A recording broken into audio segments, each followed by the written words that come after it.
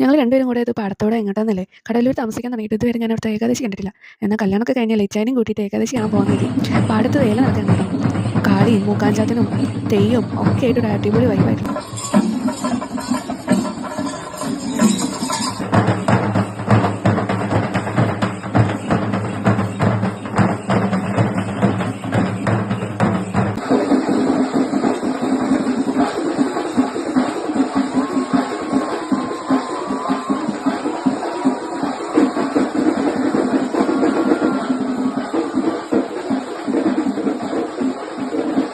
എനിക്കെന്തോ ഇത്തവണത്തെ ഏകാദശി അങ്ങ് ഭയങ്കര ഇഷ്ടമായി. ഇച്ചേൻ്റെ കൂടെയുള്ള ആദ്യത്തെ ഏകാദശി ആയതുകൊണ്ടാണോ എന്നറിയില്ല. എന്നാലും വളരെ കളർഫുള്ളായിരുന്നു എല്ലാ പരിപാടികളും. ആൾക്കാരും പിള്ളേരും എല്ലാവരും ഒരേ വൈബ് തന്നെ. വ്യത്യസ്തങ്ങളായ ഒന്ന് രണ്ട് പേരെയും ഞാൻ ആ കൂട്ടത്തിൽ കണ്ടു കേട്ടോ. ശിങ്കാരിമേളം പിന്നെ പറയേണ്ടതില്ലല്ലോ.